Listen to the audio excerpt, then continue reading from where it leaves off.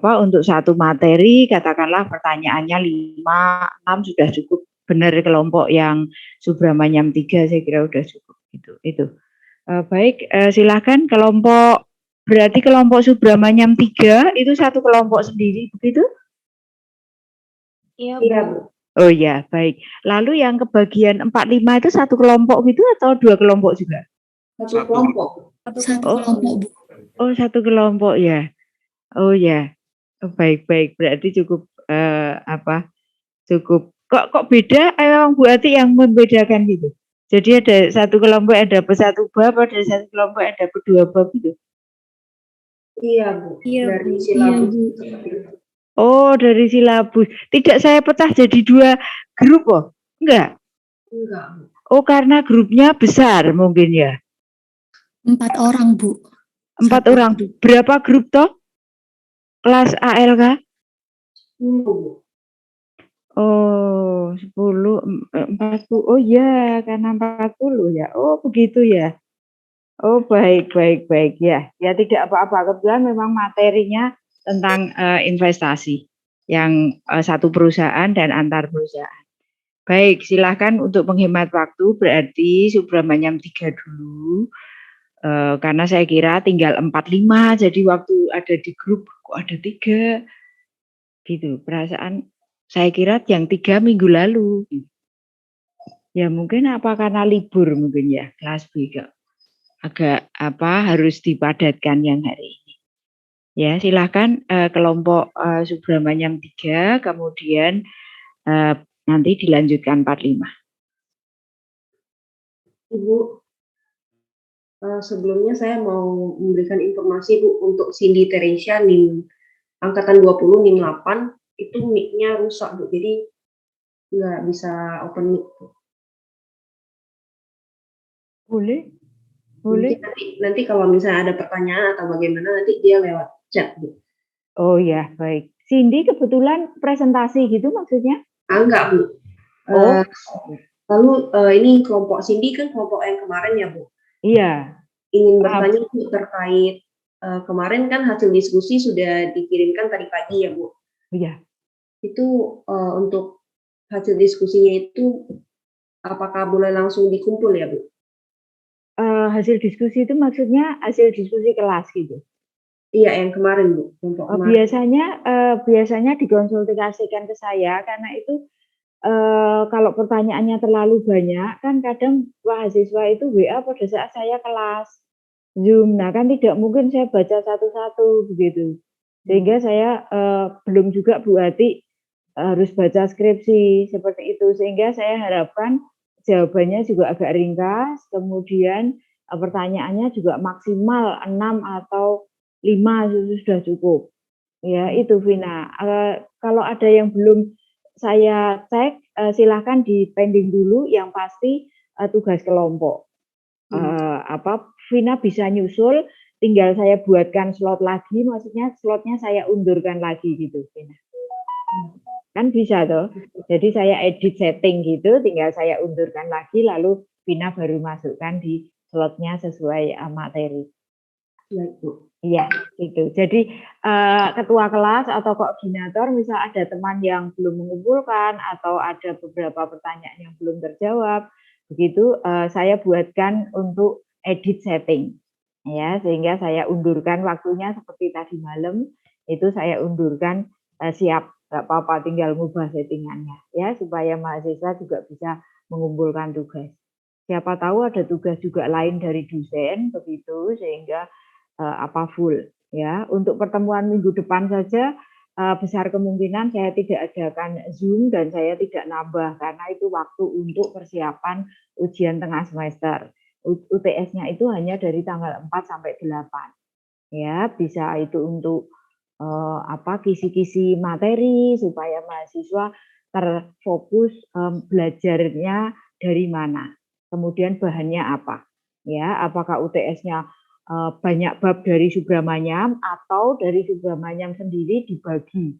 Nanti ada kuis lagi setelah UTS, ya seperti besok hari Sabtu itu. Jadi UTS-nya tidak berat, Ya, misalnya ada materinya 4 begitu, tidak 4 untuk UTS, tapi 2-2. Yang untuk UTS 2, yang untuk UIS 2. Sehingga tetap materinya itu teruji, tetapi tidak memberatkan. Itu rencananya Bu Hati seperti itu. Itu Vina dan teman-teman. Baik Bu, terima kasih Bu. Ya, terima kasih. Silakan kelompok, waktunya untuk 2 kelompok hari ini di mata kuliah ALPA. Terima kasih. Baik Bu, saya izin share screen ya Bu.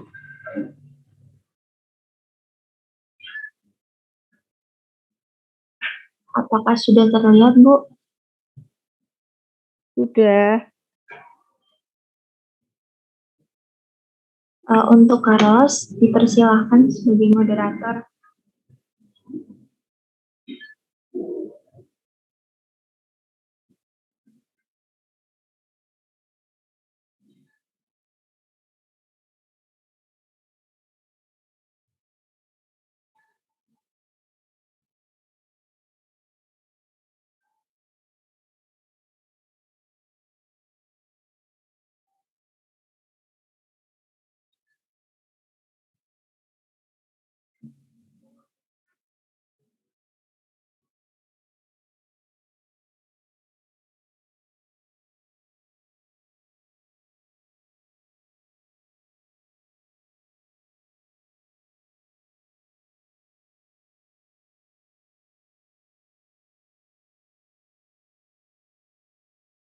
Oke, baik. Terima kasih, Carlos.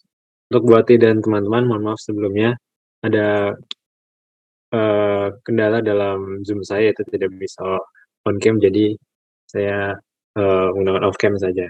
Ya, baik. Untuk submateri pembahasan pada presentasi kali ini, ada 4 submateri. Yang pertama mengenai pendanaan utang, yang kedua mengenai sewa, yang ketiga mengenai kontingensi dan komitmen, yang keempat mengenai pembiayaan di luar laporan keuangan. Next. Yang pertama mengenai pendanaan utang. Pendanaan atau pembiayaan dengan utang adalah cara mendapatkan utang atau modal dalam menjalankan atau melakukan sesuatu dengan berutang. Salah satu caranya adalah dengan menerbitkan surat utang atau obligasi. Cara lain yang juga tak kalah terkenal adalah lewat tagihan, pinjaman bank, dan WSO. Ada pula fitur penting lainnya dari utang adalah bahwa utang memiliki jangka waktu tetap yang pada akhirnya akan jatuh tempo.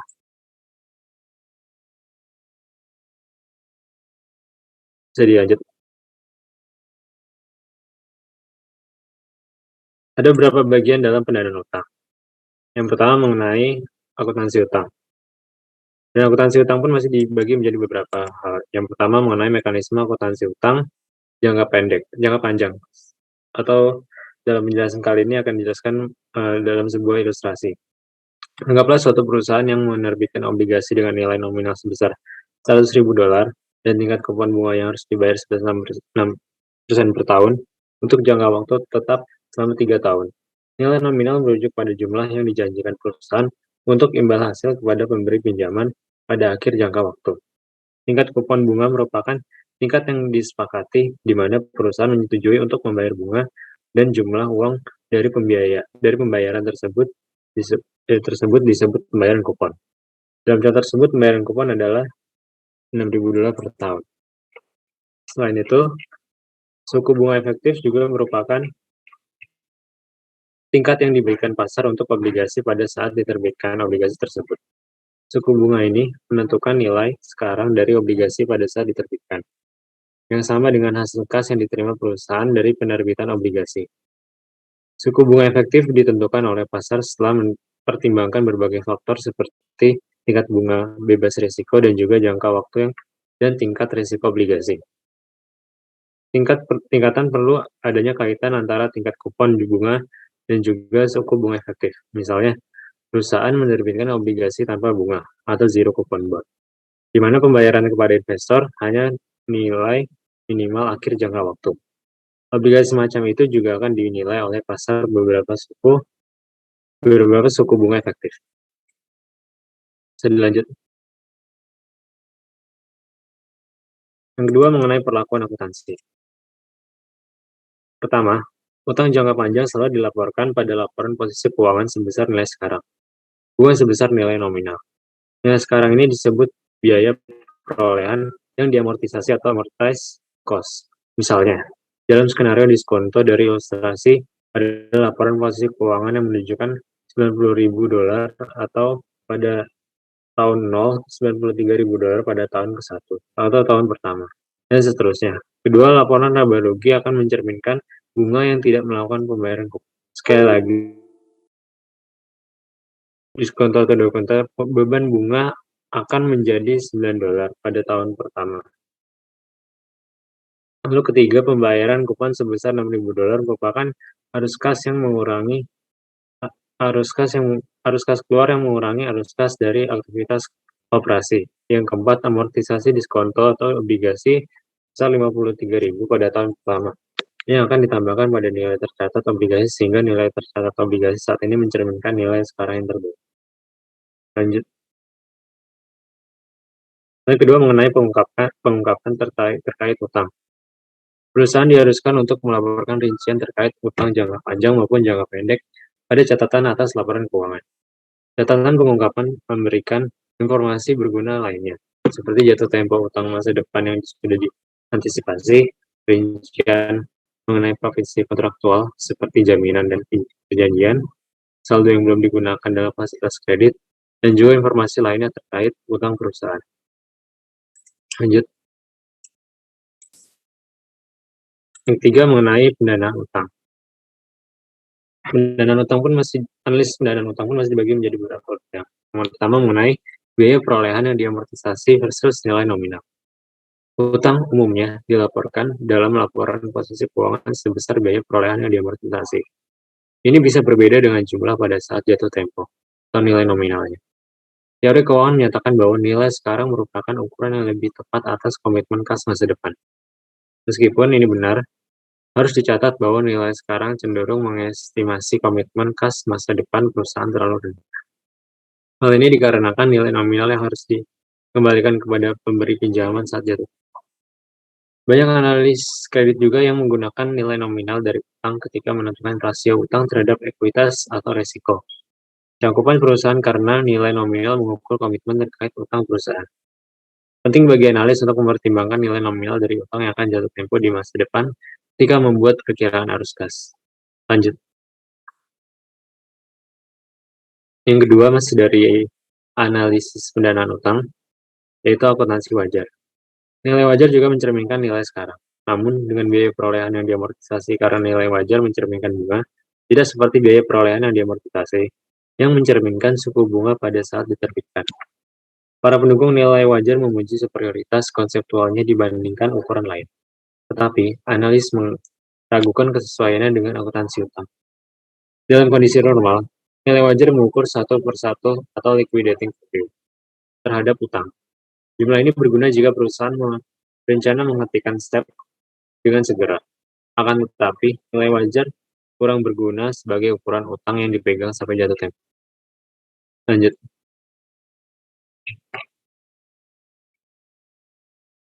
Yang ketiga dari analisis pendanaan utang yaitu mengakhiri utang masa depan. Pada tingkatan yang lebih dalam, analis juga harus mengevaluasi apakah perusahaan memiliki kemampuan untuk membayar utangnya saat jatuh tempo. Karena ketidakmampuan untuk melakukan pembayaran akan berpotensi mengakibatkan kebangkrutan. Perusahaan biasanya cenderung mendanai kembali utang yang jatuh tempo dengan pinjaman baru. Namun, analis tidak dapat mengasumsikan secara sederhana bahwa utang akan didanai kembali, terutama untuk perusahaan yang tidak sehat keuangannya. Perusahaan yang tidak mampu mendanai kembali sering akan melakukan renegosiasi dengan bankir untuk memperpanjang jatuh tempo utang. Namun, renegosiasi tersebut akan melibatkan biaya yang signifikan. Umumnya, dalam bentuk suku bunga yang lebih tinggi atau pembayaran dengan berbagai penalti atau denda. Lanjut. Yang keempat, masih dari analisis pendanaan utang, yaitu fasilitas kredit yang belum dimanfaatkan. Fasilitas kredit ini hanya dapat digunakan secara khusus untuk mendanai kebutuhan modal kerja. Akibatnya, perusahaan hanya dapat meminjam sampai tingkat aset lancar, seperti persediaan dan piutang. Di samping itu, Untuk bisnis bersifat musiman, persyaratan modal kerjanya dapat berkembang secara signifikan selama masa puncak, sehingga sepenuhnya memanfaatkan fasilitas kredit yang tersedia. Lanjut. Yang keempat dari pendanaan utang adalah perlindungan. Dan perlindungan masih dibagi menjadi beberapa hal. Yang pertama mengenai senioritas. Senioritas mengacu pada urutan pihak-pihak yang akan dibayar ketika bisnis perusahaan berakhir. Klaim senior akan dibayar sebelum klaim junior. Senioritas klaim tertentu ditentukan sebelumnya oleh hukum. Misalnya, hak pemerintah seperti utang pajak dan hak karyawan. Ada juga mengenai gaji yang belum dibayar harus diselesaikan sebelum klaim lainnya ditangani. Lanjut. Yang kedua dari perlindungan juga yaitu efek. Efek atau jaminan mengacu pada aset yang dipisahkan selama pembubaran untuk secara khusus memenuhi klaim tertentu. Para pemilik klaim khusus ini dapat menjual aset yang diidentifikasi untuk memenuhi klaimnya. Jenis aset khusus yang ditawarkan sebagai jaminan dituangkan dalam kontrak pinjaman. Misalnya, pendanaan jangka pendek dan juga biasanya dijamin oleh aset lancar seperti persediaan. Selanjutnya mengenai perjanjian. Para pemberi pinjaman menetapkan perjanjian untuk mengamankan investasinya. Dan perjanjian ini dibagi menjadi dua sifat, yaitu afirmatif dan negatif. Yang pertama untuk afirmatif, perjanjian afirmatif menentukan tindakan yang harus dilakukan manajemen untuk menjaga hutang agar bereputasi baik. Contoh dari perjanjian afirmatif adalah persyaratan bahwa perusahaan harus mengajukan laporan keuangan auditan yang sesuai dengan BAP dalam periode waktu tertentu. Lalu sifat yang kedua yaitu perjanjian negatif. Perjanjian negatif membatasi perilaku manajemen yang mungkin bisa merugikan bagi pemberi pinjaman. Perjanjian tersebut umumnya terdiri dari dua, yaitu pertama batasan untuk yang menyebutkan kapan perusahaan melanggar perjanjian, dan yang kedua adalah penalti atau pembatasan. Ketika perjanjian itu dilanggar, pelanggaran perjanjian merupakan dasar dari kegagalan teknis yang akan memberikan hak hukum kepada pemberi pinjaman untuk menuntut pembayaran. Lanjut. Masih dalam perlindungan, selanjutnya mengenai menganalisis perlindungan. Klaim senior perlu dipertimbangkan dengan baik oleh audit daripada klaim junior. Namun ada dua masalah yang lainnya yang harus diingat. Yang pertama adalah adanya utang senior membuat utang junior lebih beresiko daripada sebaliknya, karena penglaiman senior akan memiliki hak untuk dilunasi terlebih dahulu. Kedua, utang tertentu seperti pajak yang belum dibayar dan upah mendapatkan prioritas atas semua klaim lain. Yang kedua masih dari menganalisis perlindungan, yaitu analis kredit perlu menilai utang yang dijamin lebih menguntungkan daripada utang yang tidak dijamin. Adapun hal-hal yang perlu dipertimbangkan. Yang pertama, keamanan utang yang dijamin secara krusial bergantung pada nilai aset yang dijaminkan. Kedua, utang yang tidak dijamin menjadi lebih beresiko dengan adanya utang yang dijamin. Ketiga, terkadang senioritas dapat mengesampingkan keamanan. Selanjutnya, utang yang dijamin umumnya memiliki suku bunga yang lebih tinggi dibandingkan utang yang tidak dijamin, yang menunjukkan bahwa utang yang dijamin lebih beresiko. Keberadaan utang yang dijamin merupakan satu indikator bahwa perusahaan dalam keadaan keuangan yang buruk dengan suku bunga yang sangat tinggi akan dibebankan.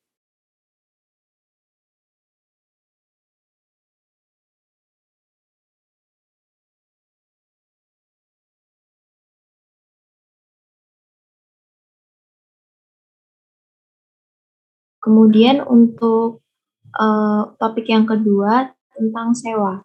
Sewa atau lease merupakan perjanjian kontraktual antara pemberi sewa atau lessor atau pemilik dan penyewa atau pengguna. Perjanjian tersebut memberikan hak kepada lease untuk menggunakan aset yang dimiliki oleh lessor selama masa sewa.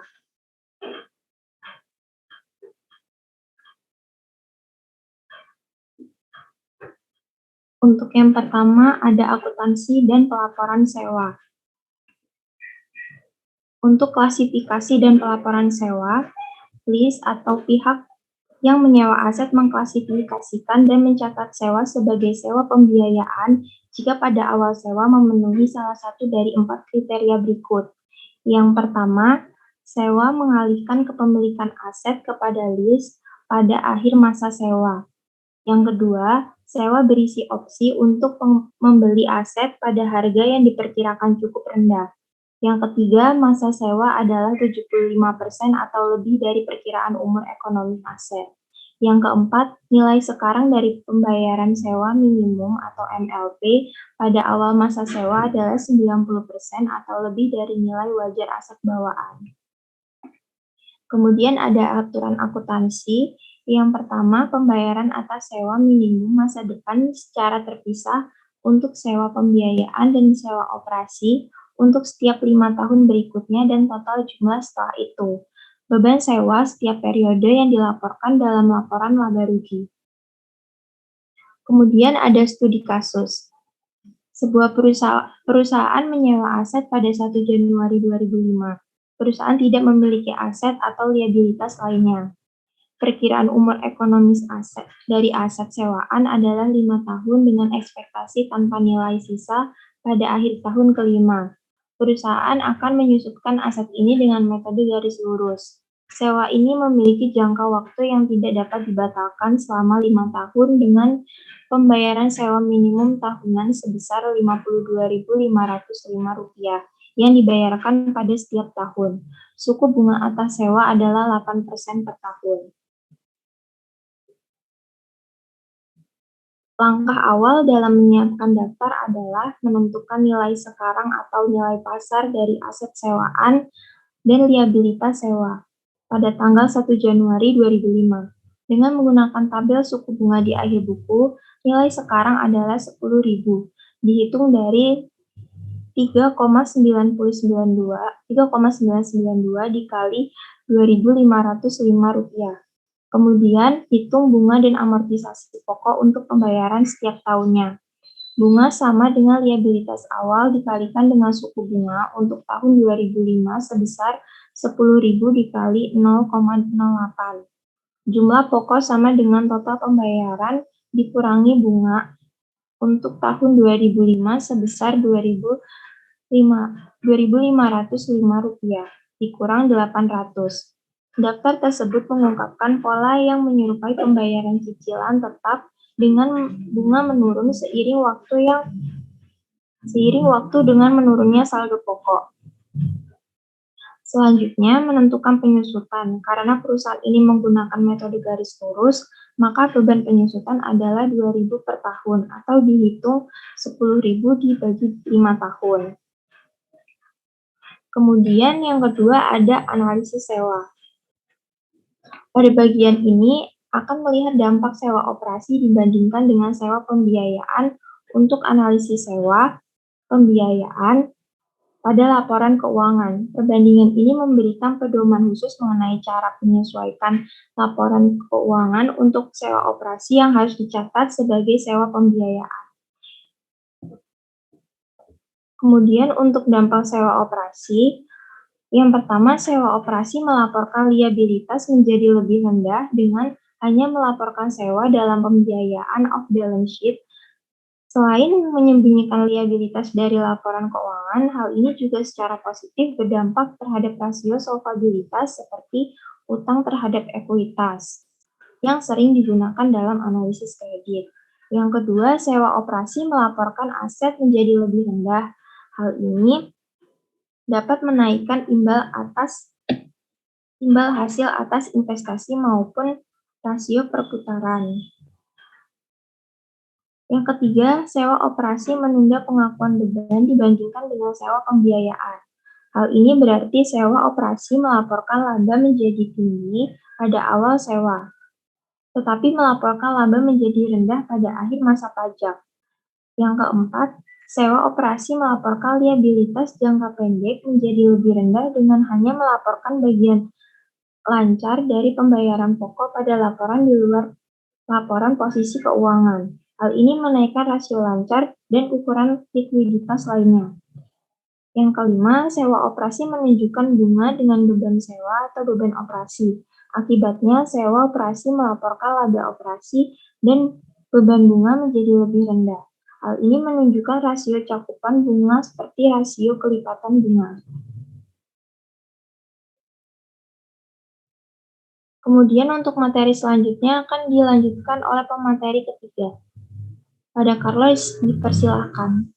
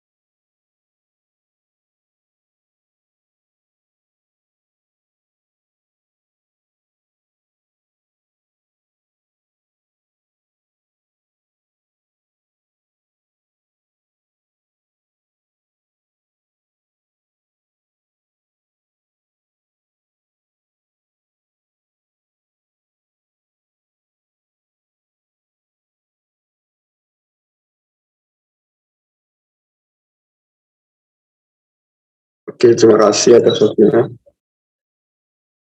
Oke, terima kasih Carlos atas waktunya. Yang keempat ada pembiayaan di luar laporan posisi keuangan. Lanjut. Pembiayaan off balance sheet.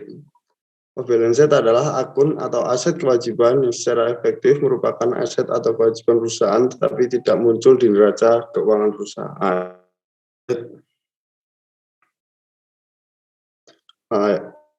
Ini ada contoh off balance sheet. Salah satu cara mendanai aset tetap adalah dengan meminta pihak luar untuk memperolehnya. Lalu perusahaan menyetujui untuk menggunakan aset itu dan memberikan dana yang cukup untuk membayar utang. Contoh dari pengaturan ini adalah kontrak jual beli. Nah, dengan perjanjian material yang dipakai, di mana perusahaan sepakat untuk membeli keluar atau menjalankan sejumlah barang tertentu melalui fasilitas pemrosesan dan pengaturan ambil atau bayar atau take or pay. Nah,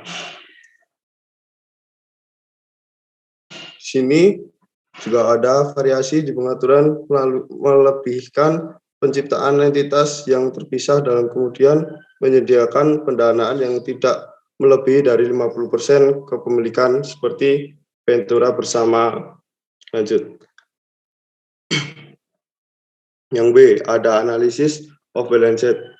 1. Sebuah perusahaan mendirikan agen terpisah untuk meninjau uang guna untuk mendanai pembelian mobil yang kemudian dikembalikan kembali terhadap agen terpisah sebagai armada sewanya.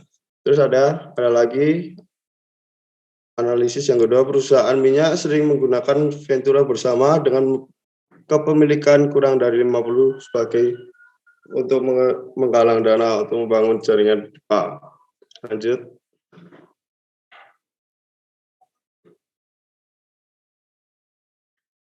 Entitas tujuan dari SPE. Berikut adalah konsep SPE yang sederhana.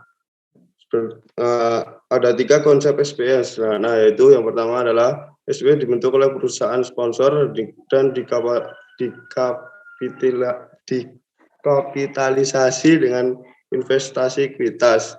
Beberapa di antaranya harus dari pihak ketiga yang independen. Terus yang kedua, SPE meningkatkan investasi ekuitas ini dengan pinjaman dari pasar kredit dan membeli aset produktif dari atau untuk perusahaan sponsor. Terus yang terakhir ada arus kas dari aset produktif, digunakan untuk melunasi utang dan memberikan imbal hasil kepada investor ekuitas. Lanjut. Alasan utama popularitas SPE. Yang pertama adalah SPE dapat memberikan alternatif pembiayaan yang lebih murah daripada meminjam dari pasar kredit secara langsung. Terus ada lagi dalam GAP sekarang ini selama SPE terstruktur dengan baik, SPE diperlakukan sebagai entitas terpisah. Lanjut. Mungkin sekian presentasi dari kelompok kami. Dan juga kemarin kami sudah membuka pertanyaan di grup. Banyak teman-teman juga udah bertanya. Kemarin ada 10 Bu yang bertanya. Terus itu gimana? Ya nggak apa-apa. Udah masuk, ya dijawab kelompok. Kelompok kemarin memberikan batasan berapa ya? Kalau kemarin kelompok kami memberikan batasan ada 8, tapi yang isi udah lebih. Jadi yang isi semuanya ada 10. Oh begitu. Ya baik. Ya diutamakan yang 1 sampai nomor 8 dulu. Ya, tapi nanti setelah presentasi kelompok berikutnya ya supaya bahannya sama dengan kelas A. Oh ya. Baik. 1 bab saja dari Subramanyam bab 3. Sekarang ke investasi. Ada 2 bab ya, kelompok. Silahkan saudara pakai untuk presentasi. Baik Bu, terima kasih atas waktunya. Saya izin share screen.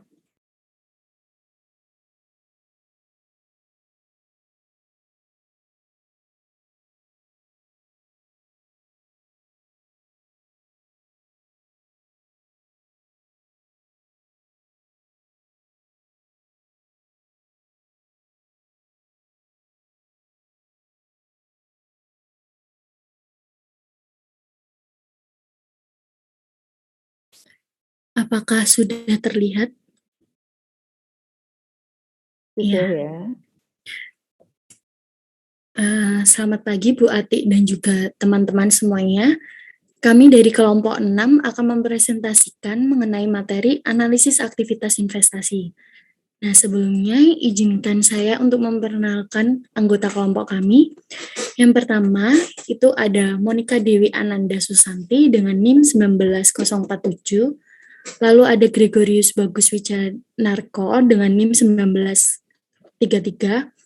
Lalu ada Natalia Dewi Puspitaningrum dengan NIM 19137. Dan ada saya sendiri dengan nama Gabriela Tasya Permata Safira dengan NIM 19140.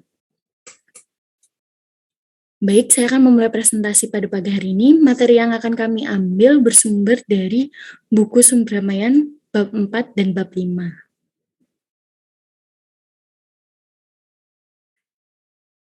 Pembahasan yang pertama adalah mengenai pengenalan aset lancar.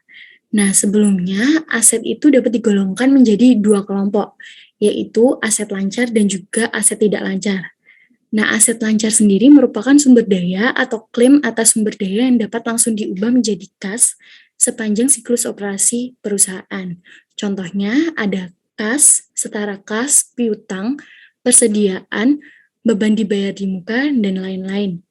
Sedangkan aset tidak lancar atau aset tetap, atau juga bisa disebut aset jangka panjang, merupakan sumber daya atau klaim atas sumber daya yang diharapkan dapat memberikan manfaat pada perusahaan selama periode yang melebihi periodik ini. Misalkan peralatan, kita membeli peralatan pada tahun periode 2020. Nah, pada tahun 2024 mungkin peralatan itu masih bisa digunakan. Nah, contoh lainnya dari aset tidak lancar itu adalah aset tak berwujud, investasi, dan juga lain-lain.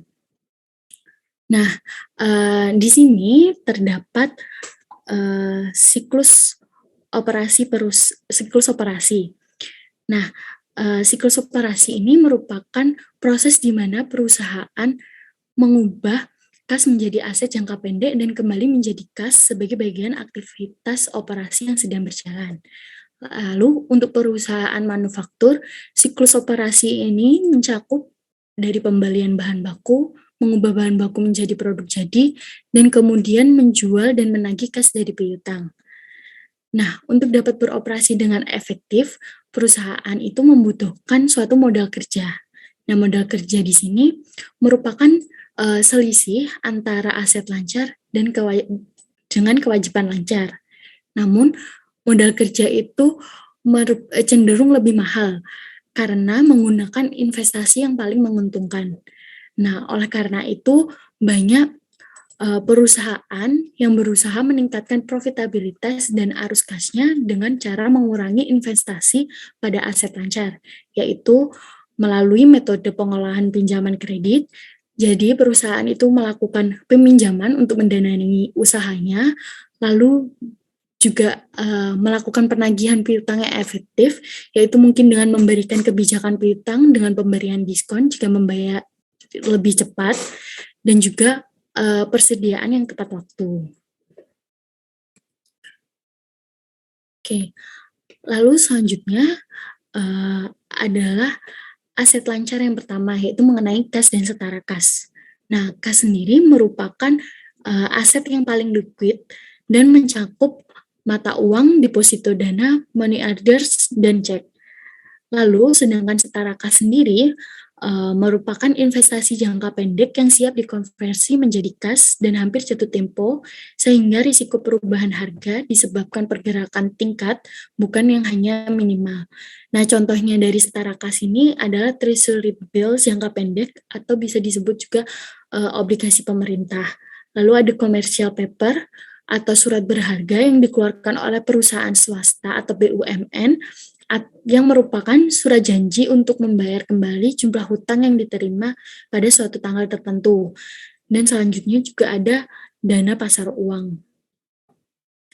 Likuiditas merupakan konsep yang sangat penting, yang berarti jumlah kas atau setara kas yang dimiliki perusahaan dan jumlah kas yang dapat diperoleh dalam periode pasar dan untuk bereaksi terhadap tindakan strategis pesaing.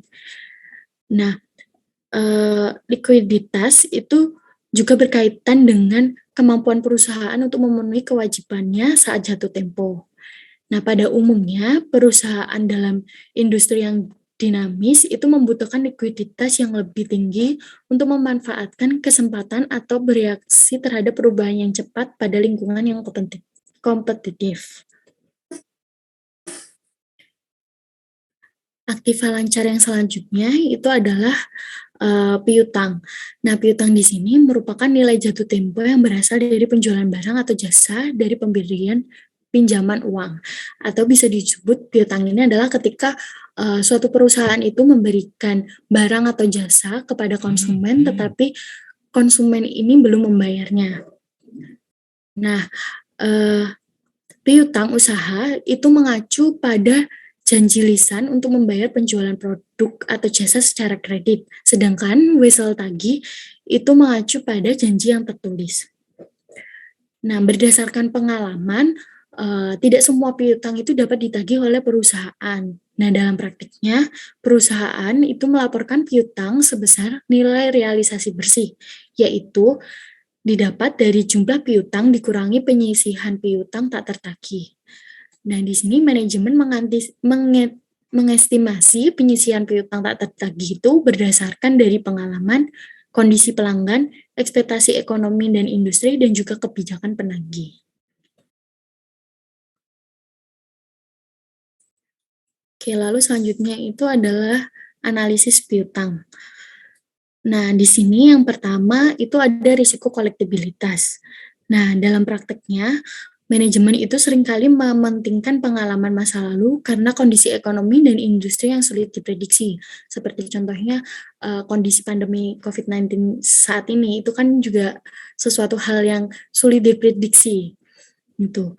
Nah, di sini analisis itu harus bersandar pada pengetahuan kita mengenai kondisi industri untuk dapat menilai penyisian piutang dengan andal. Nah, alat analisis untuk memeriksa kolektibilitas itu mencakup yang pertama, membandingkan presentasi piutang terhadap penjualan perusahaan pesaing dengan perusahaan yang dianalisis. Lalu yang kedua itu adalah memeriksa konsentrasi pelanggan. Nah, di sini risiko akan meningkat jika piutang terkonsentrasi pada satu atau sedikit pelanggan. Lalu yang ketiga itu adalah menghitung dan menyelidiki tren periode rata-rata kolektibilitas piutang dibandingkan dengan syarat kredit pelanggan untuk industri yang bersangkutan. Lalu yang keempat, menentukan bagian piutang yang merupakan penagihan atau perpanjangan dari piutang atau wesel tagih pada masa lalu. Lalu selanjutnya yang kedua itu adalah mengenai keaslian piutang. Nah, biasanya deskripsi piutang pada laporan keuangan atau catatan atas laporan keuangan itu tidak cukup untuk memberikan tingkat keandalan mengenai keaslian piutang. Nah, pemahaman mengenai praktik industri dan juga sumber informasi tambahan itu digunakan untuk menambah keyakinan itu. Nah, di sini analis juga harus mempertimbangkan hak pengembalian barang. Analis juga harus mempertimbangkan apakah kontingensi atau keadaan tidak pasti ini apakah bisa menurunkan nilai piutang. Lalu selanjutnya itu ada sekuritas piutang. Nah, anjak piutang atau sekuritas itu merupakan suatu praktik saat perusahaan itu menjual semua atau sebagian piutangnya itu kepada pihak ketiga. Nah, di sini piutang itu dapat dijual dengan resort atau tanpa resort pada pembeli, yaitu piutang itu dapat dijual dengan jaminan atau tanpa jaminan. Nah, di sini penjualan piutang dengan resort atau jaminan itu tidak memindahkan dengan efektif risiko kepemilikan piutang dari penjual. Nah, piutang itu dapat tidak disajikan pada neraca jika perusahaan yang menjual piutang menyerahkan semua pengendalian atas piutang pada pembelian independen yang mempunyai kondisi yang cukup kuat. Nah, sekuritas piutang ini juga seringkali dilakukan dengan menciptakan entitas yang bertujuan khusus. Nah, penjualan piutang KSPE atau Special Purpose Entity itu akan memindahkan piutang dari neraca neraca sepanjang SPE tidak harus dikonsolidasi dengan perusahaan yang menjual piutang. Nah, aturan konsolidasi SPE ini sangat rumit. Nah, untuk menghindari konsolidasi, maka perusahaan yang menjual piutang tidak dapat memiliki research atau bentuk keterlibatan lain dengan piutang setelah penjualan dan pembelian dari perusahaan setelah penjualan dan pembelian dari perusahaan seharusnya mandiri dan cukup berperan untuk membiayai operasi tersebut tanpa bantuan dari pihak lain. Selanjutnya itu ada beban dibayar di muka. Nah, beban dibayar di muka di sini merupakan pembayaran di muka atas jasa atau barang yang belum diterima. Contohnya itu ada sewa, asuransi, utilitas, dan juga pajak bangunan. Nah, beban dibayar di muka ini biasanya dikelompokkan dalam aset lancar.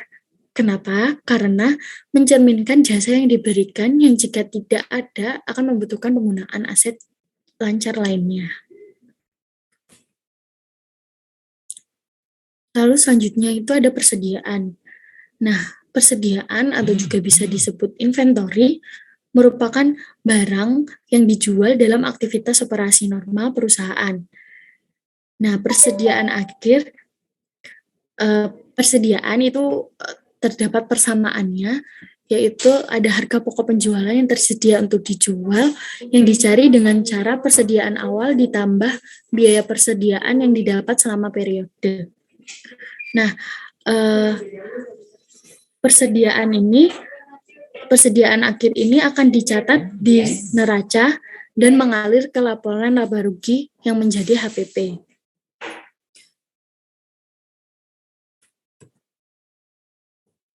Oke, selanjutnya adalah arus biaya persediaan. Nah, arus biaya persediaan ini terdapat 3 metode, yaitu ada FIFO, ada LIFO, dan juga ada biaya rata-rata. Nah, di sini ada satu kasus, yaitu persediaan tanggal 1 Januari tahun 2 itu sebesar 40 unit, seharga per unitnya 500. Jadi jumlahnya $20.000. Nah, persediaan yang dibeli sepanjang tahun itu ada 60 unit, per unitnya itu ada $600, sehingga jumlahnya menjadi $36.000. Nah, harga pokok barang yang tersedia untuk dijual itu ada 100 unit dengan total $56.000. Nah, diasumsikan pada kasus ini sepanjang tahun itu terjual 30 unit seharga $800 per unitnya. Dan pendapatan penjualannya itu sebesar $24.000. Nah, untuk yang pertama itu adalah metode FIFO. Nah, metode FIFO atau first in first out ini merupakan metode yang mengasumsi bahwa barang yang pertama dibeli merupakan barang yang pertama dijual. Nah, di sini laba kotak perusahaan itu bisa dicari dengan cara penjualannya itu sebesar $24.000 dan HPP-nya itu dari 30 unit dikali $500. Nah, jadi di sini kan karena first in first out, jadi yang pada persediaan tanggal 1 itu yang pertama dikeluarin. Jadi harganya $500 itu. Lalu selanjutnya ada LIFO, yaitu last in first out. Nah, di sini metodenya mengasumsikan unit yang dibeli terakhir itu merupakan unit pertama yang dijual. Nah, laba kotornya penjualannya pada pertama itu ada $24.000 dan HPP-nya 30 unit dikali $600. Nah, $600 itu adalah persediaan yang dibeli sepanjang tahun. Nah, di sini nanti akan ketemu laba kotornya sebesar $6.000. Lalu selanjutnya adalah biaya rata-rata atau average cost. Nah, metode ini tuh mengasumsikan unit yang dijual tanpa memperhatikan urutan pembelian dan menghitung HPP serta persediaan akhir sebagai rata-rata tertimbang. Nah, penjualannya di sini adalah $24.000 dan HPP-nya 30 unit dikali $560. Nah, $560 ini didapat dari $56.000 dibagi 100 unit sehingga menghasilkan $560. Nah, lalu laba kotornya itu dapat dicari dengan $24.000 dikurangi $16.800 sehingga menghasilkan $7.200. Lalu selanjutnya adalah analisis persediaan. Yang pertama adalah dampak biaya persediaan terhadap profitabilitas. Nah, di sini merupakan tabel hasil dari penjumlahan yang tadi. Nah, dari sini pada periode di mana harga meningkat, FIFO itu memberikan laba kotor yang lebih tinggi dibandingkan LIFO, karena biaya persediaan yang lebih rendah dikaitkan dengan pendapatan penjualan dengan harga pasar yang terkini. Hal ini seringkali dinyatakan sebagai keuntungan fiktif FIFO. Kenapa? Karena laba kotor sebenarnya itu merupakan penjumlahan dari dua komponen laba, yaitu yang pertama ada laba ekonomis dan juga ada laba kepemilikan. Nah, laba ekonomis ini merupakan sesuatu dengan jumlah yang dijual dikalikan dengan selisih antara harga jual dengan biaya pergantian persediaan. Jadi, 30 unit itu dikali dari $800 dikurangi $500 sehingga menghasilkan $6.000. Lalu, laba kepemilikan merupakan kenaikan pada biaya pergantian karena persediaan telah diperoleh dan sama dengan jumlah unit yang dijual, dikali dengan selisih biaya pergantian terkini dengan biaya perolehan awal. Jadi 30 unit dikali $600 dikurangi $500, hasilnya $3.000. Lalu selanjutnya adalah dampak biaya persediaan terhadap neraca.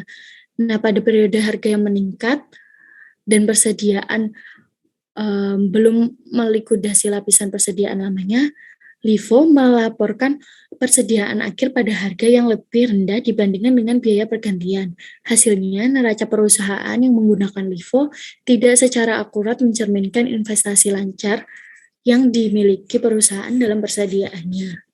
Lalu selanjutnya adalah dampak biaya persediaan terhadap arus kas. Nah, peningkatan laba kotor dengan metode FIFO juga menyebabkan laba sebelum pajak lebih tinggi sehingga utang pajak yang lebih tinggi. Nah, pada periode harga meningkat, perusahaan itu dapat terjebak pada pengurangan arus kas karena harus membayar pajak yang lebih tinggi. Nah, salah satu alasan beberapa perusahaan itu mengadopsi LIFO karena dengan mengadopsi LIFO adanya pengurangan kewajiban pajak pada periode harga meningkat. Nah, perusahaan yang menggunakan metode LIFO ini harus mengungkapkan jumlah yang dilaporkan jika perusahaan menggunakan metode FIFO. Nah, selisih antara kedua jumlah ini dinamakan cadangan LIFO. Di sini, analis dapat menggunakan cadangan ini untuk menghitung jumlah yang akan mempengaruhi arus kas kumulatif maupun periode berjalan karena penggunaan LIFO. Lalu selanjutnya adalah masalah penilaian persediaan lainnya. Yang pertama itu adalah masalah likuidasi FIFO. Nah, perusahaan diwajibkan untuk mencatat tingkat biaya sebagai kelompok persediaan yang terpisah. Nah, saat terjadi pengurangan kuantitas persediaan, perusahaan itu akan menggunakan lapisan biaya yang lebih awal untuk dikaitkan dengan harga jual saat ini. Pada periode harga yang meningkat, maka menghasilkan peningkatan pada laba kotor seperti dampak penggunaan biaya persediaan FIFO. Namun pada periode harga menurun, pengurangan kuantitas persediaan itu dapat mengarah pada penurunan laba kotor yang dilaporkan karena biaya persediaan yang lebih tinggi dikaitkan dengan penjualan saat ini. Lalu selanjutnya adalah penyajian kembali analitis dari LIFO ke FIFO. Nah, jika laporan keuangan yang tersedia itu menggunakan LIFO, maka laporan laba rugi tidak membutuhkan penyesuaian yang besar karena harga pokok penjualannya itu telah mendekati biaya yang terkini. Namun metode LIFO ini menyebabkan persediaan pada neraca tidak mencerminkan harga saat ini dan seringkali dinyatakan terlalu rendah. Maka konsekuensinya LIFO menyebabkan kemampuan perusahaan untuk membayar utang itu terlalu rendah dan perputaran persediaannya tinggi. Nah, untuk mengatasinya, kita dapat menggunakan teknik analisis untuk menyesuaikan LIFO agar mendekati situasi performa dengan mengasumsikannya menjadi FIFO. Nah, untuk mengasumsikannya menjadi FIFO, maka ada 3 penyesuaian. Yang pertama itu ada persediaan, sama dengan persediaan yang dilaporkan berdasarkan DIFO ditambah cadangan DIFO. Lalu pertambahan kewajiban pajak tangguhan sebesar cadangan DIFO dikali tarif pajak. Lalu saldo laba yaitu saldo yang dilaporkan ditambah cadangan DIFO dikali 1 dikurangi tarif pajak. Lalu yang selanjutnya itu penyajian kembali analitis dari FIFO ke LIFO. Nah, kalau penyesuaian dari FIFO menjadi LIFO itu membutuhkan asumsi yang penting. Nah, cara untuk menghitungnya itu dari HPP LIFO sama dengan HPP FIFO ditambah FIFO dikali R. Nah, untuk mengestimasi R ini, yaitu pertama, analis dapat menggunakan angka yang dikeluarkan oleh Departemen Perdagangan untuk industri khusus perusahaan. Yang kedua, jika perusahaan menjalankan usaha berdasarkan komoditas, angka indeks komoditas itu dapat digunakan dengan asumsi bahwa komponen biaya persediaan lain berubah secara proporsional terhadap bahan bakunya. Nah, yang ketiga, analis itu dapat menggunakan tingkat inflasi perusahaan pesaing. Nah, R di sini dicari dengan cara perubahan cadangan LIFO dibagi persediaan FIFO di akhir periode lalu.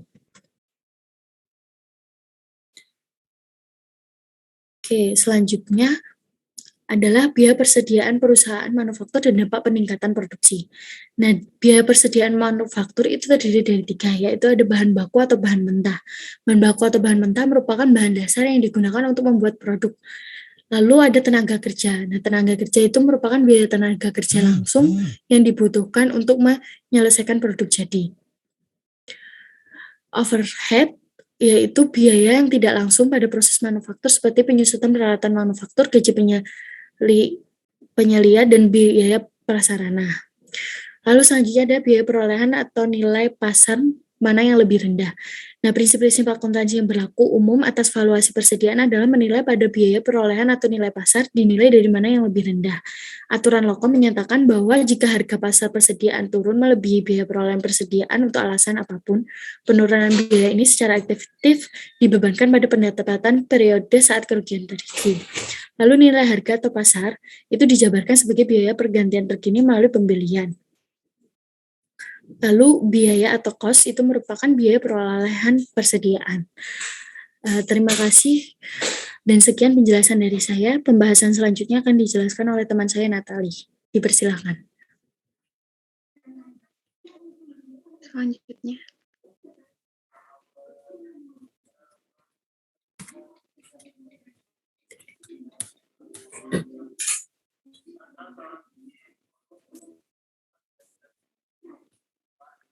Baik, selanjutnya yaitu pengenalan aset jangka panjang.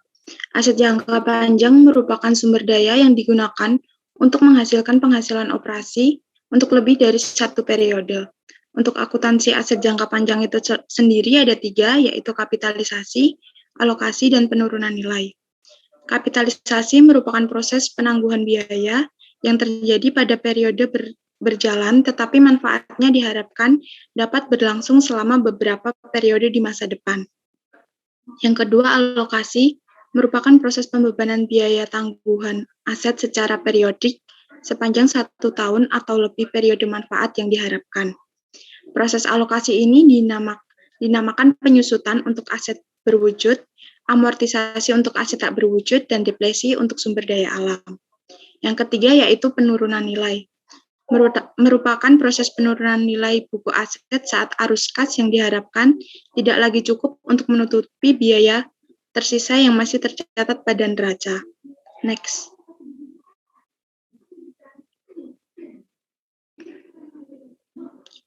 Selanjutnya, kapitalisasi versus pembebanan. Kapitalisasi merupakan bagian terpenting dari akuntansi modern. Kapitalisasi mempengaruhi baik laporan keuangan maupun rasionya. Kapitalisasi memiliki beberapa dampak. Yang pertama, berdampak terhadap laba. Yang kedua, berdampak terhadap tingkat pembagian investasi. Yang ketiga, berdampak terhadap rasio solvabilitas. Dan yang keempat, berdampak pada arus kas operasi. Untuk penjelasannya mungkin teman-teman nanti bisa membaca langsung di RMK. Next.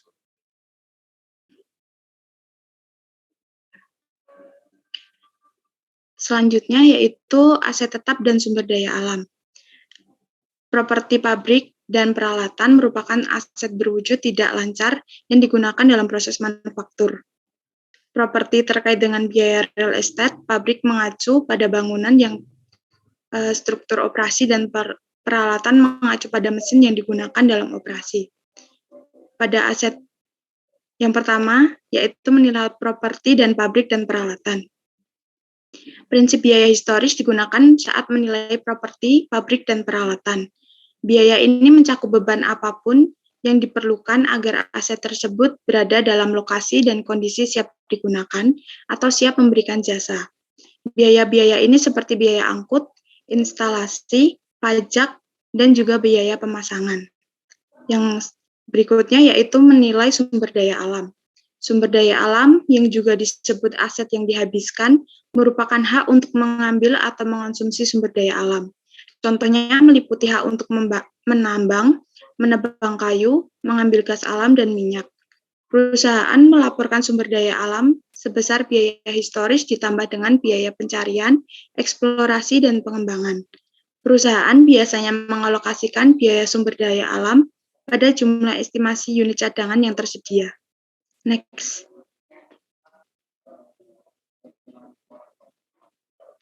Selanjutnya yaitu penyusutan dan tingkat penyusutan.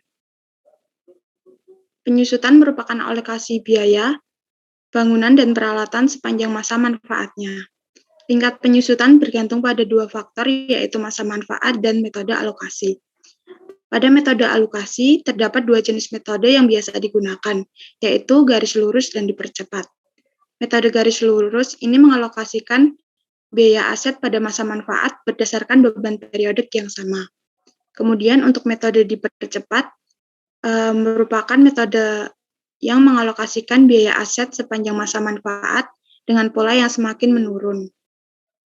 Dalam metode dipercepat ini terdapat dua metode yang paling umum, yaitu metode saldo menurun dan juga metode jumlah angka. Metode saldo menurun menggunakan tarif tetap terhadap saldo akun yang semakin menurun. Kemudian untuk metode jumlah angka, merupakan bagian biaya aset dikurangi nilai sisa yang semakin kecil. Next.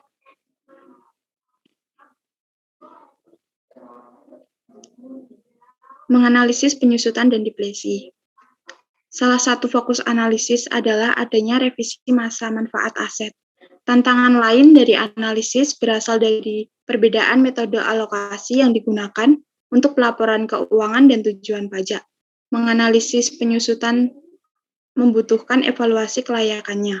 Untuk tujuan ini menggunakan pengukuran seperti rasio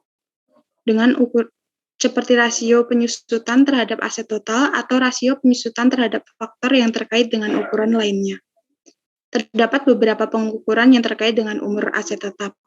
Yang pertama itu ada rata-rata jangkauan waktu total yang dapat dihitung dengan nilai kotor aset bangunan dan perlengkapan dibagi dengan beban penyusutan periode berjalan atau dengan umur rata-rata ditambah dengan umur sisa rata-rata. Kemudian umur rata-rata didapat dari akumulasi penyusutan dibagi dengan beban penyusutan periode berjalan.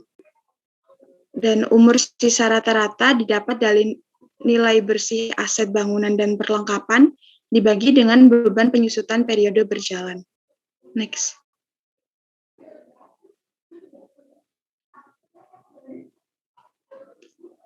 Sebelumnya tes.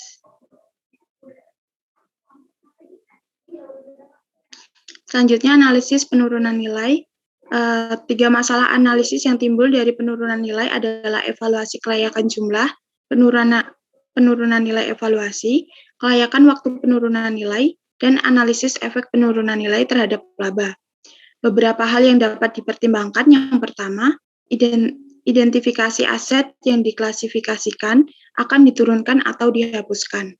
Yang kedua, ukur persentase aset yang dihapuskan dan evaluasi apakah nilai penghapusan layak atau tidak untuk kelas aset yang bersangkutan. Dan yang ketiga, evaluasi waktu penurunan aset. Next.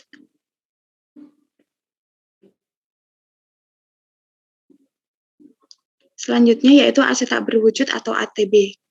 Dalam ATB ini ada dua jenis, yaitu ATB yang dapat diidentifikasi dan tidak dapat diidentifikasi.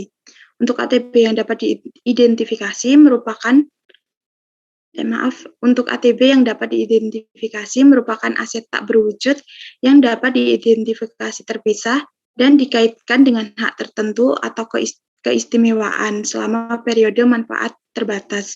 Contohnya adalah paten, merek dagang, hak cipta, dan franchise.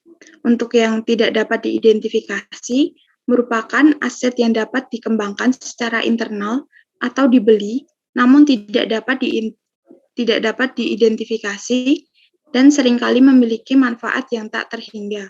Contohnya adalah goodwill. Next.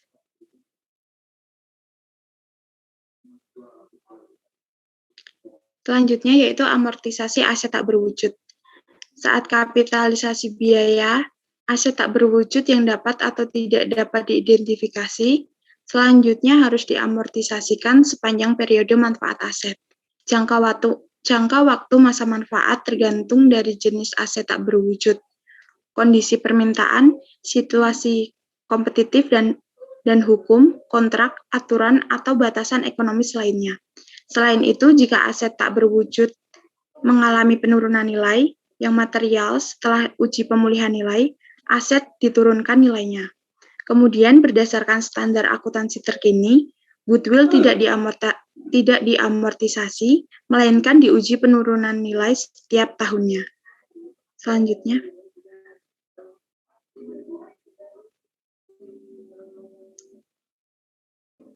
Selanjutnya yaitu aset tak berwujud dan kontingensi yang tak tercatat. Salah satu aset penting dalam kategori ini adalah goodwill yang diciptakan secara internal. Dalam praktik pengeluaran, untuk menciptakan goodwill dibebankan saat terjadinya. Jika goodwill diciptakan dan dapat dijual atau menghasilkan kekuatan laba yang lebih besar, laba perusahaan saat ini dinyatakan terlalu rendah karena pembebanan pengembangan goodwill. Selanjutnya akan dijelaskan oleh teman saya.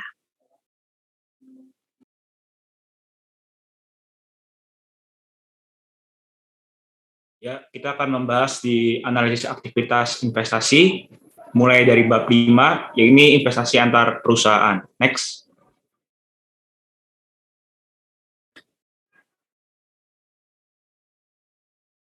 Ini ada efek investasi yang akan dibahas, ada akuntansi untuk efek investasi, pengungkapan efek investasi, dan analisis efek akuntansi. Next.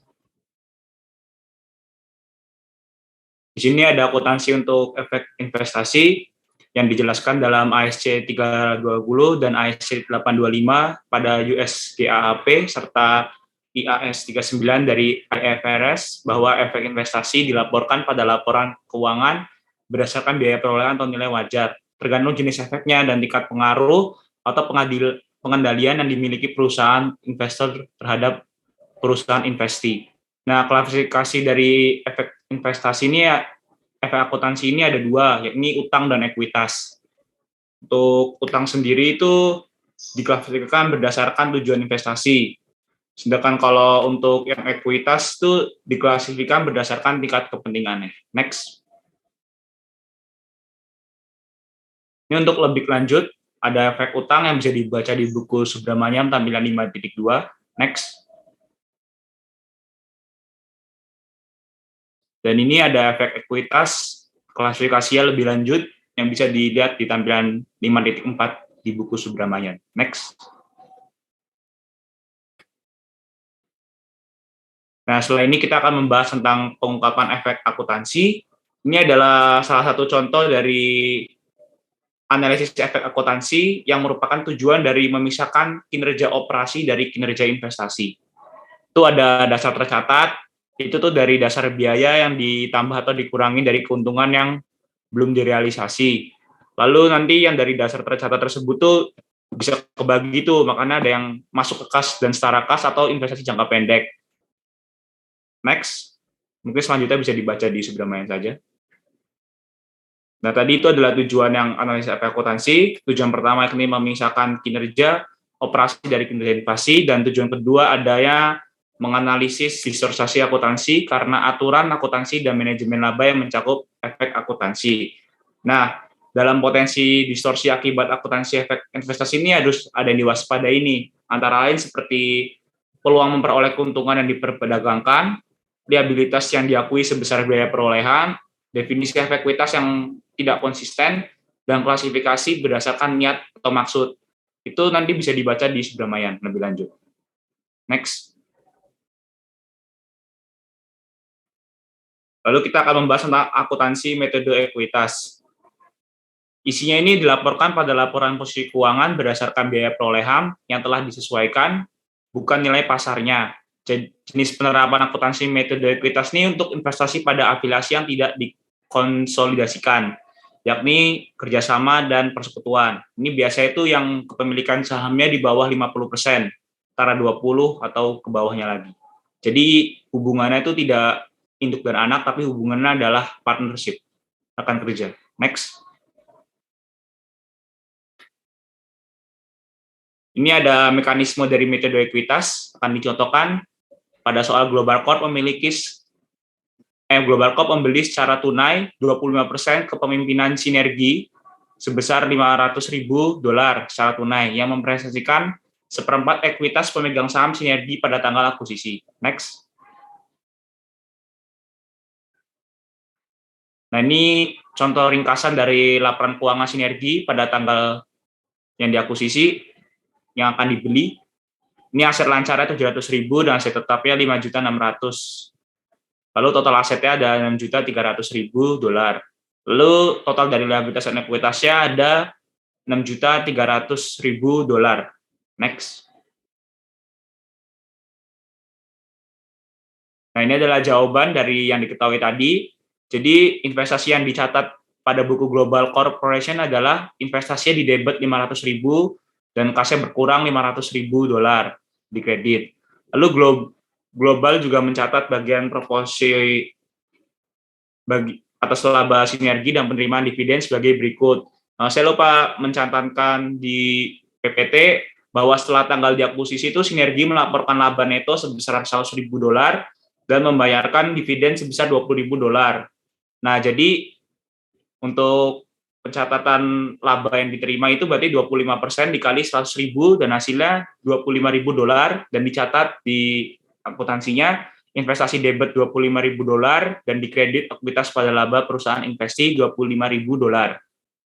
Lalu untuk pencatatan dividen yang diterima yakni 20.000 dolar dividen yang disebarkan oleh sinergi dikali 25% kepemilikan yang kita beli, yakni 5.000 dolar yang dicatat, jadi kas di debit 5.000 dan investasi debit 5.000.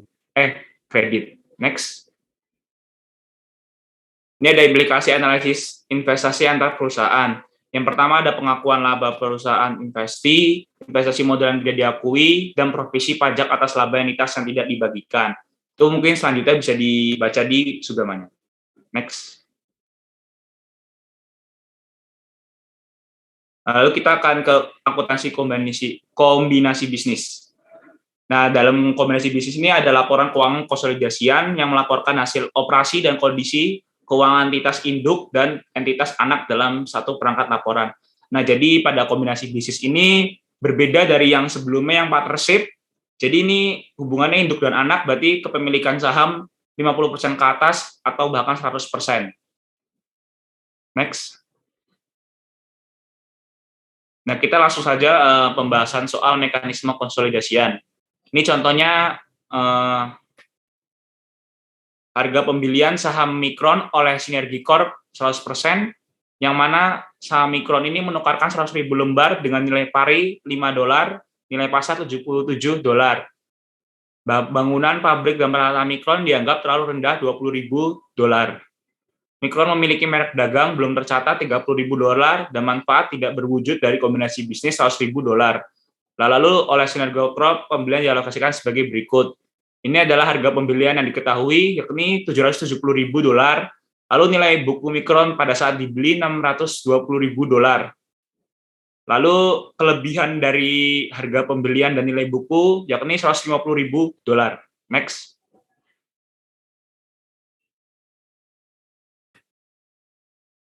Ini tadi 150.000 dolar kelebihan itu dialokasikan ke tadi yang sudah diketahui aset tetap dinilai terlalu rendah $20.000 termasuk dan merek dagang $30.000. Nah, sisanya $100.000 itu masuk ke goodwill dan jadi sama $150.000. Lalu yang aset tetap itu masa manfaatnya 10 tahun diketahui dan amortisasi tahunannya $2.000.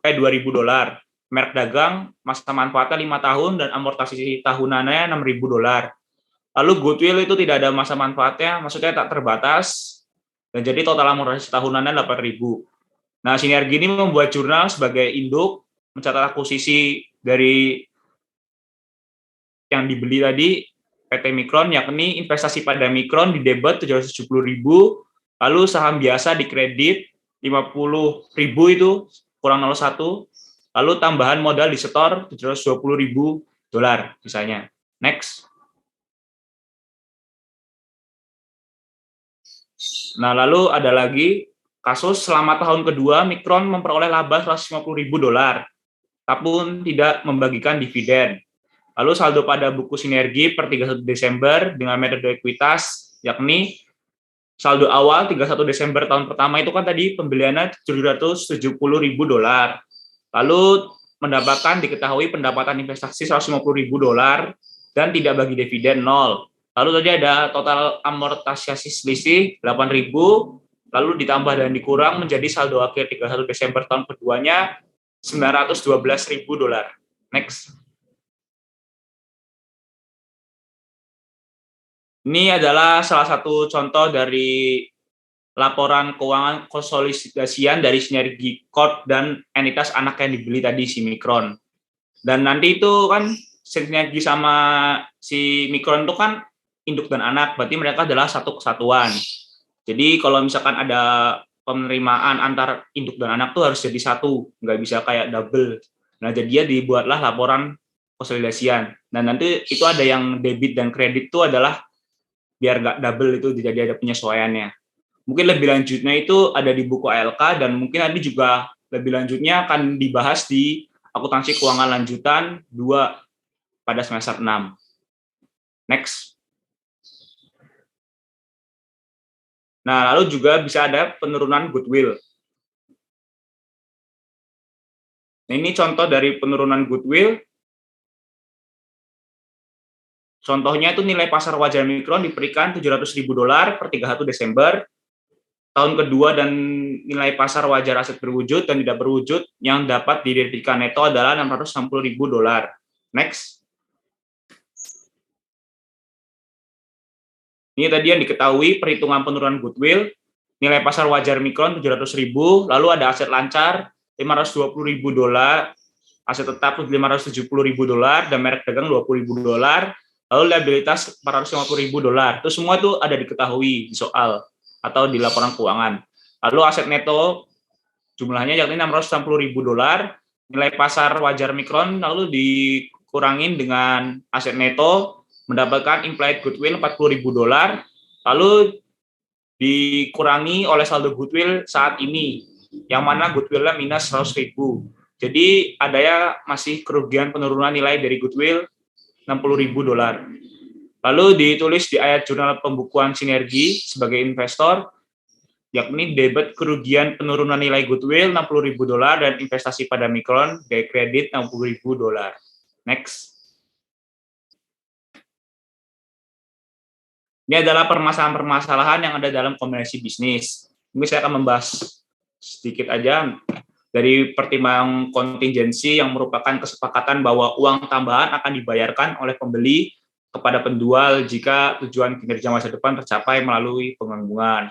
Lalu ada masalah alokasi total biaya yang merupakan setelah perusahaan menentukan total biaya entitas yang diakuisisi, mereka perlu mengalokasikan biaya tersebut pada masing-masing aset. Lalu ada utang dalam laporan keuangan konsolidasian yang tidak beroperasi sebagai hak gadai atas kelompok aset umum. Lalu ada penjualan dan laba sebelum akuisisi. Itu ada 2 metode untuk menyelesaikannya. Menurut GAHPP juga ada kayak perusahaan dengan dapat menerbitkan laporan laba rugi konsolidasian dengan penjualan beban dan laba entitas anak dari tanggal akuisisi ke depan, dan perusahaan juga bisa melaporkan dalam laporan laba rugi konsolidasi penjualan dan beban entitas anak untuk seluruh tahun dan mengeluarkan kembali laba sebelum akuisisi sehingga hanya laba setelah akuisisi dalam laba neto. Lalu juga ada akuntansi push down, permasalahan bagaimana perusahaan yang akan diakuisisi melaporkan aset dan liabilitas tersebut dalam laporan keuangan sendiri. Dan juga ada keterbatasan tambahan seperti halnya laporan keuangan yang masing-masing perusahaan tuh yang membentuk entitas yang lebih besar tidak selalu dibuat atas dasar yang sebanding. Lalu juga ada keterbatasan yang kedua itu seperti laporan keuangan konsolidasian tidak mengungkapkan batasan penggunaan kas untuk masing-masing perusahaan, dan juga tingkat transaksi antar perusahaan yang tidak dapat diketahui kecuali prosedur yang mendasari proses konsolidasi dilaporkan. Laporan konsolidasi umumnya hanya mengungkapkan hasil akhir. Dan ada konsekuensi akuntansi untuk goodwill. Mungkin itu semua bisa dibaca di Subramayan di bab 5 sebelum efek derivatif subbabnya. Next akan dijelaskan oleh teman saya, Monik. Untuk materi selanjutnya yaitu efek derivatif. Perusahaan terkena berbagai jenis resiko pasar. Resiko ini timbul karena profitabilitas operasi bisnis sensitif terhadap fluktuasi di beberapa bidang seperti harga komoditas, nilai tukar mata uang asing, dan suku bunga. Untuk mengurangi resiko pasar ini, perusahaan melakukan transaksi lindung nilai. Lindung nilai atau hedge adalah kontrak yang berusaha melindungi perusahaan dari resiko pasar. Hedge mirip dalam konsepnya dengan polis asuransi, di mana perusahaan mengadakan kontrak yang memastikan imbalan tertentu terlepas dari kekuatan pasar. Instrumen keuangan seperti future, opsi, dan swap umumnya digunakan sebagai lindung nilai. Instrumen keuangan ini disebut instrumen keuangan derivatif.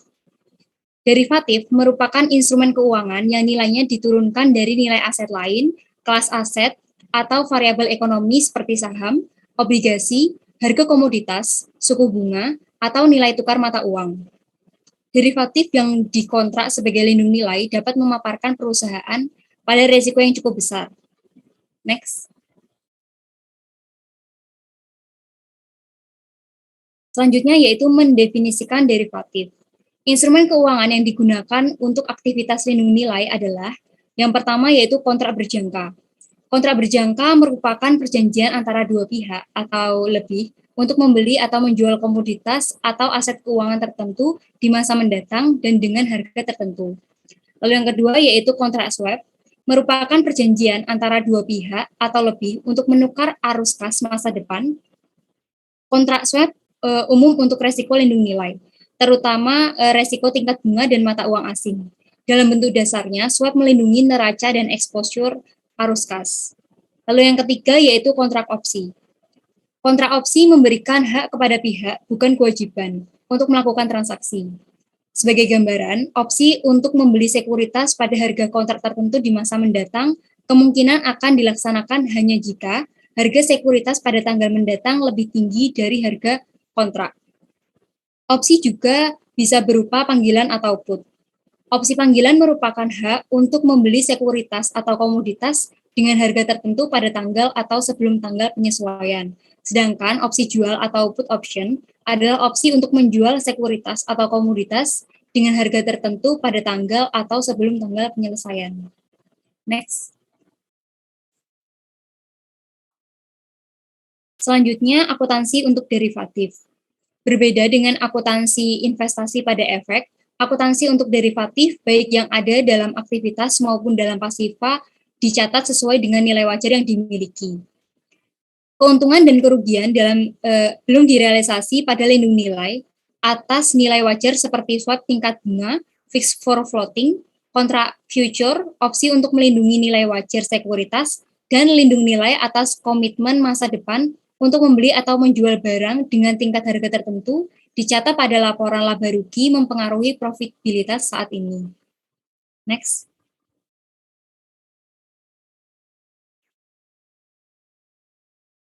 Selanjutnya yaitu pengungkapan derivatif. Perusahaan diharuskan untuk mengungkapkan informasi kualitatif dan kuantitatif tentang derivatif, baik dalam catatan atas laporan keuangan dan pada bagian diskusi maupun analisis manajemen. Tujuan dari pengungkapan ini adalah untuk menginformasikan analis tentang resiko potensial yang mendasari sekuritas derivatif. Yang pertama yaitu pengungkapan kualitatif. Pengungkapan kualitatif umumnya menguraikan jenis kegiatan lindung nilai yang dilakukan oleh perusahaan dan metode akuntansi yang digunakan. Lalu yang kedua yaitu pengungkapan kuantitatif.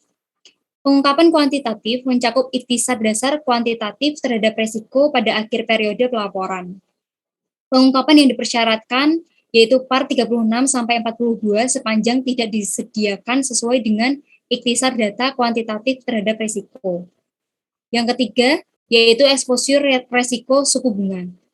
Jumlah utang dengan tingkat bunga mengambang yang dapat diserap secara aman oleh perusahaan tergantung dari konvarians laba sebelum bunga, penyusutan dan pajak dengan tingkat bunga. Semakin tinggi konvarians, maka semakin tinggi persentase utang berbasis tingkat bunga yang mengambang yang dapat dipinjam perusahaan dan tidak akan menghasilkan resiko signifikan atas laba yang dilaporkan. Yang terakhir yaitu exposure valuta asing. Biasanya perusahaan menggabungkan swap antar valuta dan kontrak future forward untuk menghadapi resiko aset dan kewajiban yang dinyatakan dalam mata uang asing. Dengan menguatkan USD terhadap valuta asing, aset atau kewajiban yang dinyatakan dalam valuta asing tersebut nilainya menurun. Sebaliknya, apabila USD melemah, aset atau kewajiban yang dinyatakan dalam valuta asing nilainya akan naik. Keuntungan atau kerugian pada aset atau kewajiban tertentu di-offset dengan kerugian atau keuntungan transaksi lindung nilai valuta asing, sehingga mengurangi variabilitas dari laba. Next.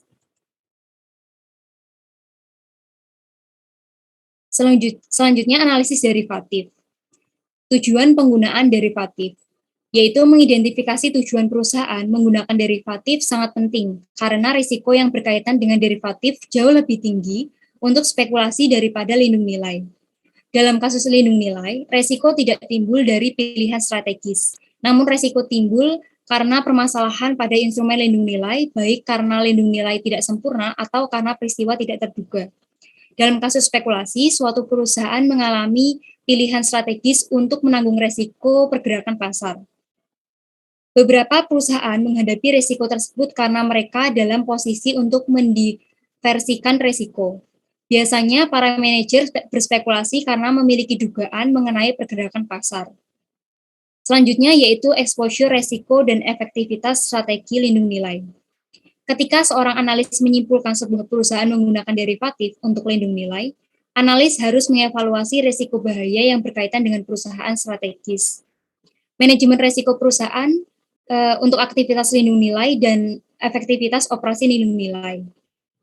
Sayangnya, pengungkapan yang dimandatkan saat ini tidak selalu memberikan informasi yang bermakna untuk melakukan analisis penyeluruhan.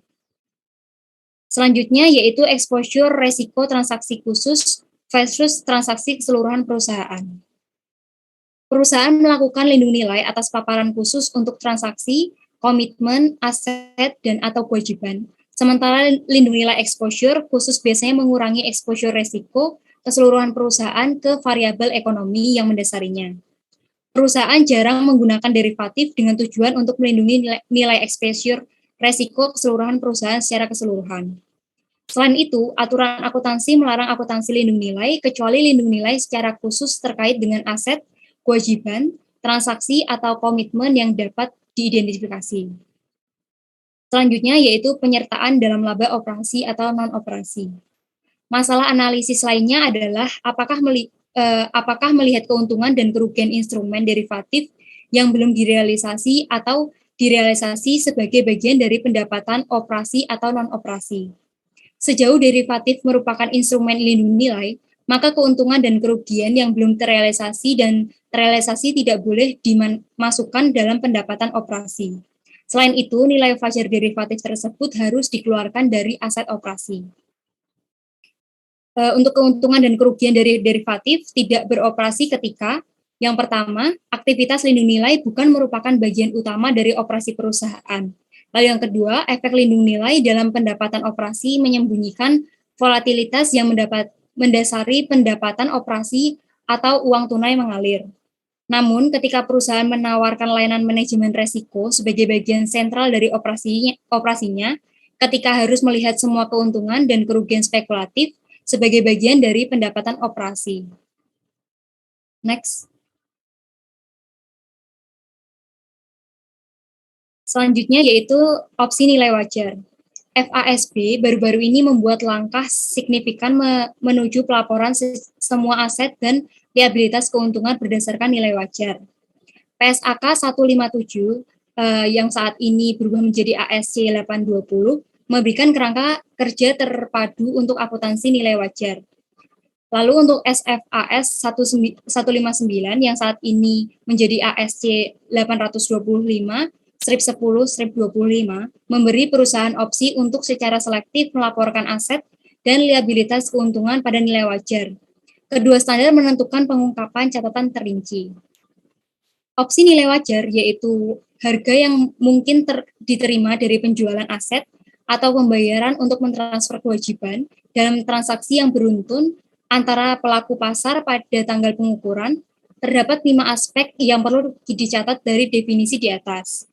Yang pertama yaitu tanggal pengukuran, lalu ada transaksi hipotesis, ada transaksi berurutan, lalu yang keempat yaitu pengukuran dengan dasar pasar, dan yang terakhir yaitu harga keluaran.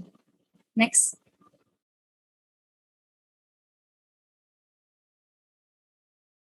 Selanjutnya yaitu persyaratan pelaporan nilai wajar.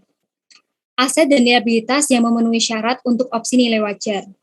US GAAP memungkinkan perusahaan untuk melaporkan berbagai aset dan kewajiban keuntungan berdasarkan nilai wajar. Ini termasuk investasi dalam efek hutang dan sekuritas instrumen keuangan, derivatif, dan berbagai jenis kewajiban keuntungan. Hal-hal berikut ini tidak diperbolehkan untuk dilaporkan berdasarkan nilai wajar atau meskipun mereka tampaknya bersifat aset atau kewajiban keuntungan. Yaitu yang pertama adalah investasi pada anak perusahaan yang perlu dikonsolidasikan. Lalu yang kedua, aset imbalan pasca kerja dan kewajiban. Yang ketiga, yaitu menyewakan aset dan kewajiban. Yang keempat, yaitu jenis kontrak asuransi tertentu. Dan yang terakhir, yaitu komitmen pinjaman.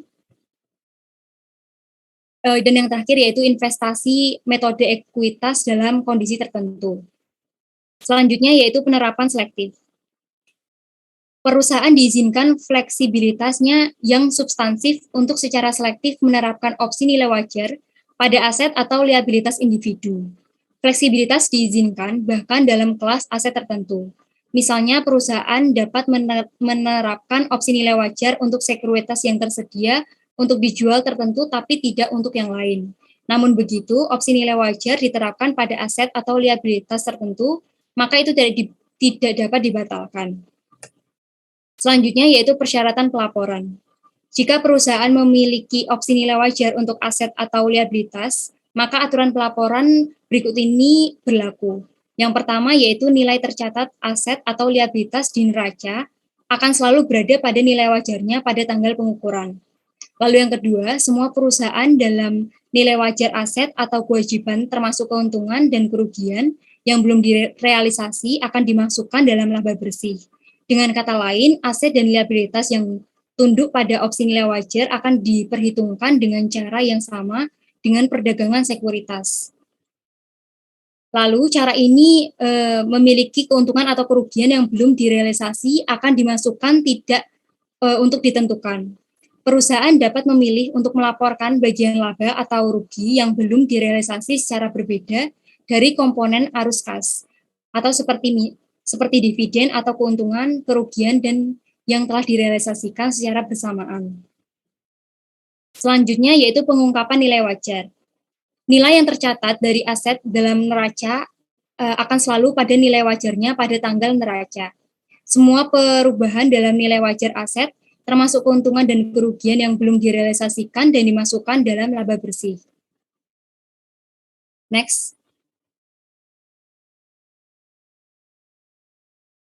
Selanjutnya yaitu implikasi analisis. Yang pertama, keandalan pengukuran nilai wajar. Analisis ini memiliki tugas untuk mengevaluasi kendala pengukuran nilai wajar dan akibatnya terdapat laporan keuangan. Sedangkan adopsi opportunities dari SFAS 159, yaitu penerapan opportunities SFAS 159, saat ini dikodifikasikan sebagai ASC 825 sampai strip 10 strip 25 memungkinkan keleluasaan besar bagi perusahaan dalam memiliki aset atau liabilitas tertentu yang digunakan untuk melaksanakan opsi nilai wajar. Seorang analis perlu memverifikasikan apakah pemilihan nilai wajar telah oportunistik dengan tujuan atau menandainya dengan laporan keuangan. Next. Selanjutnya, lampiran 5A, aktivitas internasional. Yang pertama, konsolidasi entitas anak asing. Banyak entitas anak non-AS yang mengoperasionalkan aktivitas bisnisnya menggunakan mata uang lokal mereka, yaitu dengan melakukan penjualan, pembelian aset, serta penciptaan dan pembayaran untuk menggunakan mata uang lokal. Oleh karena itu, laporan keuangannya dilaporkan dalam mata uang lokal. Namun, sebelum entitas anak non-AS dapat dikonsolidasikan dengan entitas induk AS-nya, laporan keuangan yang didenominasi menggunakan mata uang lokal harus dikonversi ke dalam dolar Amerika Serikat. Standar akuntansi kini memberikan dua pendekatan translasi, yaitu metode Kurs-Gini dan metode sementara. Translasi laporan keuangan melibatkan 4 nilai tukar, yaitu yang pertama historis. Historis merupakan nilai tukar saat terjadinya transaksi. Lalu ada Gini yang merupakan nilai tukar pada akhir periode akuntansi. Lalu ada spesifik yaitu nilai tukar untuk transaksi tertentu. Dan yang terakhir yaitu rata-rata tertimbang, yaitu nilai tukar rata-rata tertimbang selama periode akuntansi. Selanjutnya yaitu implikasi analisis penjabaran mata uang asing. Akuntansi translasi mata uang asing adalah kontroversial. Sebagian karena kesulitan dan kerumitan translasi, analisis kita memerlukan pemahaman ekonomi yang mendasari dan mekanisme akuntansi untuk mengevaluasi dan memprediksi dampak perubahan nilai tukar terhadap posisi keuangan perusahaan. Translasi dengan metode sementara merupakan cara yang paling konsisten dengan harga perolehan dalam akuntansi. Tetapi praktik akuntansi saat ini menggunakan metode Kurs-Gini. Metode ini secara selektif mengenalkan akuntansi nilai Gini. Metode ini memperbolehkan pengakuan keuntungan dan kerugian tanpa melalui laporan laba rugi, melainkan langsung dalam pendapatan komprehensif. Next. Selanjutnya adalah lampiran 5B, yaitu analisis imbal hasil investasi. Komponen pendapatan investasi untuk tiap kelompok investasi harus dimasukkan saat menentukan laba ekonomi. Oleh karena itu, pendapatan mencakup keuntungan dan kerugian belum direalisasikan hanya untuk sekuritas diperdagangkan dan tersedia untuk dijual. Untuk menentukan pendapatan permanen dihitung dengan cara yaitu ROI yang diinginkan dikalikan dengan nilai wajar investasi awal ditambah nilai wajar investasi akhir lalu dibagi dengan 2. Selanjutnya yaitu evaluasi kinerja investasi. Merupakan tugas analisis yang penting. Tugas ini penting untuk perusahaan yang mendapatkan investasi bagian terbesar dari pendapatan mereka.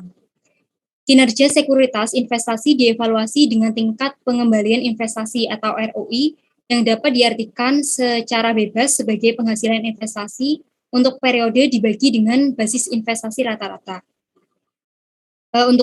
Untuk rumus realisasi ROI, yaitu penghasilan investasi dibagi dengan nilai wajar investasi awal, ditambah dengan nilai wajar investasi akhir, dibagi dengan 2.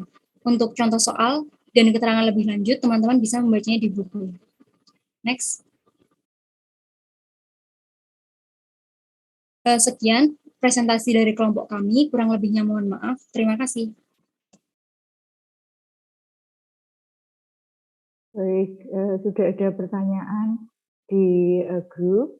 Nanti silakan kelompok Subramanyam 3, 4, 5 untuk menjawab, kemudian baru didiskusikan dengan Bu Ati. Sepertinya waktunya habis ya, sudah ya? Iya, Bu. Iya, Bu. Saya langsung ke presensi saja ya. Ada kuliah kelas ALKB jam 1? Saya kosong, Bu. Oke. Yang lain ada juga ya? Ada, Bu. Kosong ya. ada, Bu. Oh, saya ada soalnya jam 1 sampai setengah 3. Ya, jadi tidak bisa mundur, nggak apa-apa, tapi nanti dijawab pertanyaan dari teman ya. Untuk kelompok yang Subramanyam 3 nanti karena saudara tadi memberikan pertanyaan ada 8 atau 6 begitu, maka di situ dilihat ada 9 atau 10, nanti tergantung kelompok ya, saudara mau urutkan atau mau pilih. Buat ngikutin kelompok ya. Maria Yuliani? Hadir, Bu. Ya, baik. Kemudian Karyensa? Hadir, Bu. Ya, Ragil Nusa Bakti? Hadir, Bu. Ya, Avelina? Hadir, Bu. Ya, Bagus ada. Anto, Adi? Ada, Bu. Ya, baik. Yovinus? Hadir, Bu.